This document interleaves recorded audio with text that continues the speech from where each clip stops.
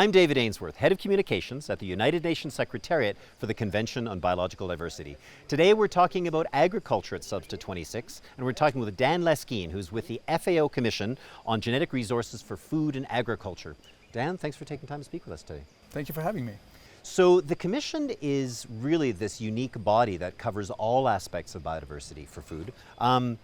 I want to ask you though, so the Commission has got a global plans of action, and it's got this new framework for action for biodiversity.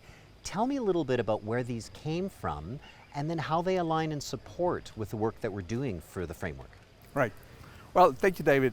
The Commission is an intergovernmental body, as you said. It deals with genetic resources for food and agriculture, but most recently it also addressed biodiversity for food and agriculture in a much broader sense.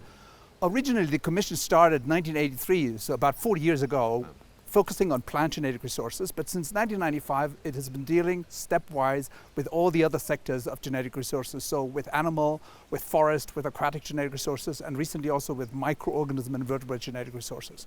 And as you mentioned, it recently also adopted, that was in 2022, the Framework for Action on Biodiversity for Food and Agriculture. The Framework for Action on Biodiversity for Food and Agriculture tries to sort of coordinate the management of all these different sectors of genetic resources for food and agriculture. And it actually does contribute, even though it was adopted before the KMGBF, it does contribute to its implementation, to a number of its targets.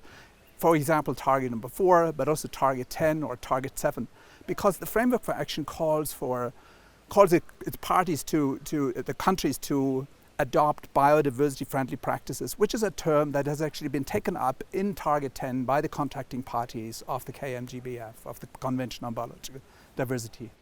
That's great. So the alignment of these things, has it had to have been changed in any way at all, or has it already been firmed up in a way that already aligns very, very well? Well, the global plans of action of the Commission and our Framework for Action on Biodiversity, Food and Agriculture are very well aligned. In fact, the Framework for Action calls upon the countries to implement the global plans of action for plant, for animal, for forest and aquatic genetic resources.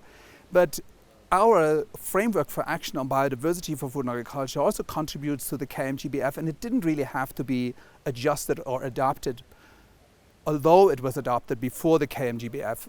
For several reasons. I think one reason was that the draft KMGBF was known when we adopted the Framework for Action. And then the Commission at its last session in July of last year, it reviewed, in fact, the KMGBF and the Framework for Action on Biodiversity for Food and Agriculture and compared them. And it came to the conclusion that the two are really mutually supportive and that there are no changes needed to the Framework for Action on Biodiversity. So this Framework for Action, one thing I want to quickly ask is how would countries be using it? Because as you know, countries are revising their national biodiversity strategies and action plans to align with the framework.